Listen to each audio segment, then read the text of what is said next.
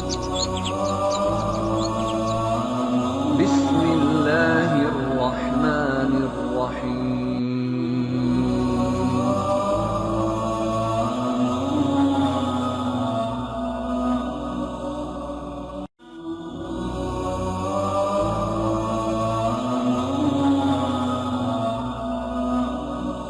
کے حکم سے جنت میں تھے۔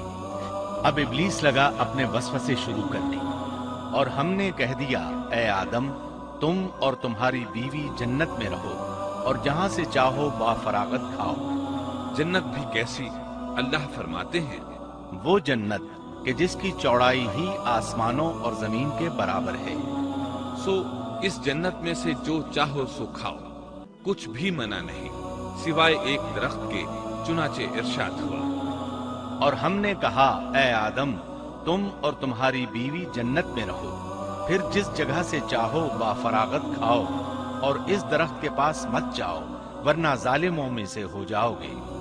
ایک اور جگہ فرمایا اور جب ہم نے فرشتوں سے کہا کہ آدم کو سجدہ کرو تو ابلیس کے سوا سب نے سجدہ کیا، ابلیس نے انکار کیا، تو ہم نے کہا اے آدم یہ تیرا اور تیری بیوی کا دشمن ہے، خیال رکھنا ایسا نہ ہو کہ وہ تم دونوں کو جنت سے نکلوا دے اور تو مصیبت میں پڑ جائے۔ یہاں تو تجھے آرام ہے، نہ تو بھوکا ہے اور نہ ننگا، اور نہ تو یہاں پیاسا ہوتا ہے، نہ دھوپ سے تکلیف اٹھاتا ہے۔ گویا اللہ نے سیدنا آدم علیہ السلام کو وسوسے سے پہلے ہی خبردار کر دیا تھا۔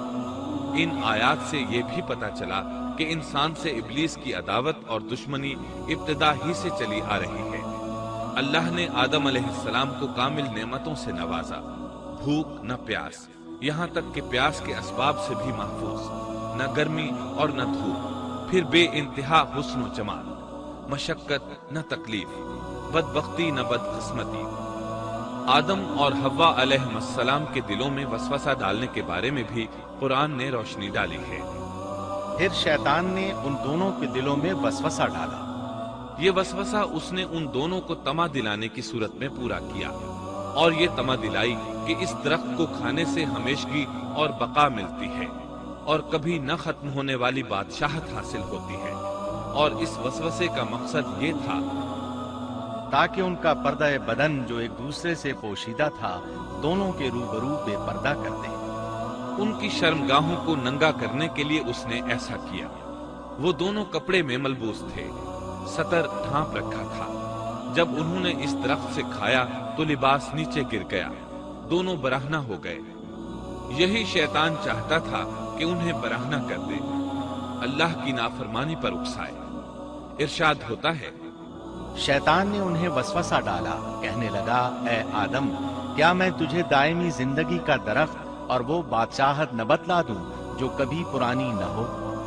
جب تم اس درخت سے کھاؤ گے تو ہمیشہ زندہ رہنے والے بن جاؤ گے اور زبردست بادشاہت حاصل کر لو گے۔ اس نے یہ تمنا بھی دلائی۔ تمہارے رب نے تم دونوں کو اس درخت سے اس لیے منع کیا ہے کہ تم دونوں فرشتے نہ بن جاؤ یا ہمیشہ زندہ رہنے والے نہ بن جاؤ۔ یعنی تم اس درخت سے کھا لو گے تو فرشتے بن جاؤ گے اور ہمیشہ قائم دائم رہو گے۔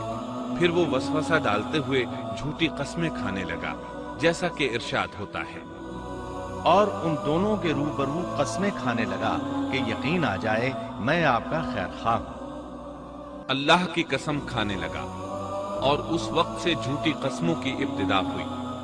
اس نے ان دونوں کو فریب دے کر بہکا لیا، جیسا کہ فرمایا فَدَلَّاهُمَا بِغُرُورٍ، یعنی دھوکے سے انہیں پھسلایا، حالانکہ انہیں کسی چیز کی کمی نہیں تھی۔ بھلا وہاں کیا محتاجی ہو سکتی تھی؟ جنت میں سکون سے زندگی بسر کر رہے تھے، جنت سے بڑھ کر کیا چاہیے؟ ہمیشہ کے لیے جنت مل چکی تھی۔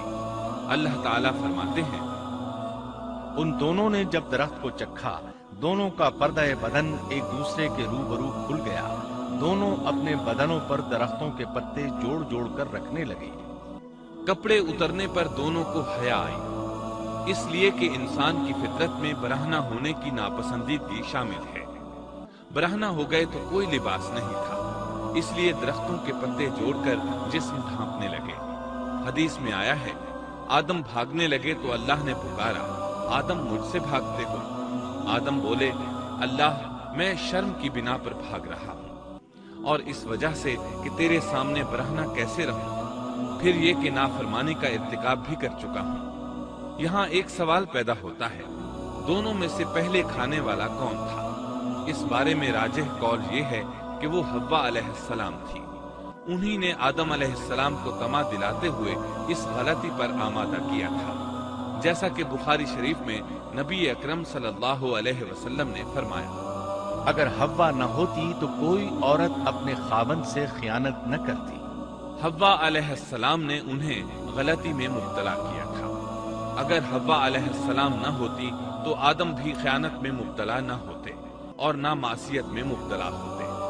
تب اللہ نے انہیں پکارا، کیا میں نے تم دونوں کو اس درخت سے نہیں روکا تھا، اور کیا یہ نہیں کہا تھا کہ شیطان تمہارا کھلا دشمن ہے؟ اب توجہ طلب بات یہ ہے کہ اس موقع پر دونوں نے کیا طرز عمل اختیار کیا؟ کیا وہ دونوں اپنی معصیت پر بضد رہے اور تکبر کرنے لگے، جیسا کہ ابلیس نے سجدہ کرنے سے انکار کیا تھا اور پھر لگا تھا اپنی معصیت پر اصرار کرنے، یا ان دونوں نے توبہ کر لی؟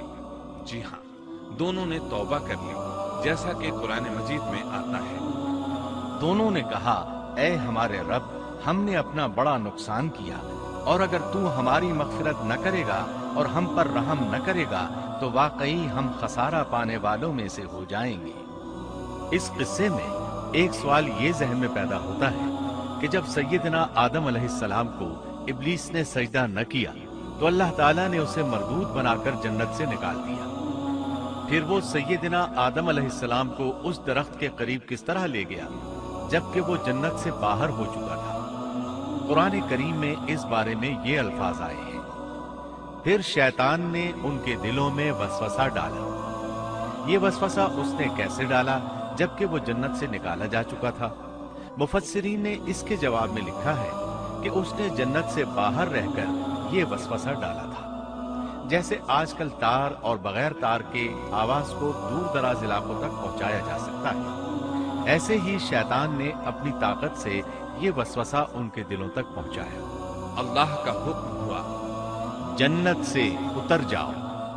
مزید فرمایا، تم آپس میں ایک دوسرے کے دشمن ہوگے اور تمہارے واسطے زمین میں رہنے کی جگہ ہے اور ایک وقت تک نفع حاصل کرنا ہے۔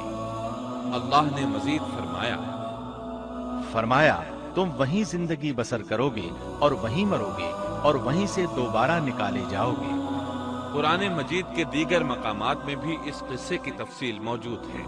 مثلاً فرمایا، اور اس سے قبل ہم نے آدم سے ایک عہد لیا تھا مگر وہ بھول گئے اور ہم نے ان میں کوئی عزم نہیں پایا۔ اللہ تعالیٰ فرماتے ہیں، اور جب ہم نے فرشتوں سے کہا آدم کو سجدہ کرو تو ابلیس کے سوا سب نے سجدہ کیا، اس نے صاف انکار کر دیا، تو ہم نے کہا اے آدم یہ تیرا اور تیری بیوی کا دشمن ہے، خیال رکھنا ایسا نہ ہو وہ تم دونوں کو جنت سے نکلوا دے اور تو مصیبت میں پڑ جائے۔ یہاں تو تجھے یہ آرام ہے کہ نہ تو بھوکا ہوتا ہے اور نہ ننگا، اور نہ تو یہاں پیاسا ہوتا ہے اور نہ دھوپ سے تکلیف اٹھاتا ہے۔ لیکن شیطان نے اسے وسوسے میں ڈال دیا، کہنے لگا میں آپ کو دائمی زندگی کے درخت اور وہ بادشاہت بتلاؤں جو کبھی پرانی نہ ہو۔ چنانچہ ان دونوں نے اس درخت سے کھایا، بس ان کے ستر کھل گئے اور وہ بہشت کے پتے اپنے اوپر چپکانے لگے۔ آدم نے اپنے رب کی نافرمانی کی، بس بہک گیا۔ پھر اس کے رب نے نوازا، اس کی طرف توجہ فرمائی اور اس کی رہنمائی کی۔ حکم ہوا تم دونوں یہاں سے اتر جاؤ، تم آپس میں ایک دوسرے کے دشمن ہو۔ اب تمہارے پاس جب کبھی میری طرف سے ہدایت پہنچے تو جو میری ہدایت کی پیروی کرے نہ تو وہ بہکے گا نہ تکلیف میں پڑے گا، ہاں جو میری یاد سے روگردانی کرے گا اس کی زندگی تنگی میں رہے گی اور بروز قیامت ہم اسے اندھا کر کے اٹھائیں گے۔ آدم علیہ السلام زمین پر اترے اور اپنے رب سے توبہ کے کلمات سیکھ لیے۔ وہ کلمات یہ ہیں، ربنا ظلمنا انفسنا وان لم تغفر لنا وترحمنا لنكونن من الخاسرين الخاسرين. اے ہمارے رب، ہم نے اپنا نقصان کیا، اور اگر تو نے ہم پر مغفرت و رحمت نہ فرمائی تو ہم خسارہ اٹھانے والوں میں سے ہو جائیں گے۔ آدم علیہ السلام زمین پر اترے اور ان کے ساتھ حوا علیہ السلام بھی اتری، اور ان کے ساتھ ہی ابلیس کو بھی اتارا گیا۔ یہ کس جگہ پر اترے اس بارے میں اختلاف پایا جاتا ہے، لیکن ابن عباس رضی اللہ عنہ کی بات راجح محسوس ہوتی ہے کہ آدم علیہ السلام کو ہند میں اور حوا علیہ السلام کو جدے میں اتارا گیا۔ جب آدم علیہ السلام اتر آئے تو حوا علیہ السلام کی تلاش شروع کر دی، زمین میں ان کی تلاش میں سرگرداں ہوئے۔ آخر کار میدان عرفات میں دونوں کی ملاقات ہو گئی۔ چونکہ میدان عرفات میں دونوں نے ایک دوسرے کی معرفت حاصل کی تھی اور ان کا آپس میں تعارف ہوا تھا، لہٰذا اسی مناسبت سے اس میدان کا نام عرفات مشہور ہو گیا۔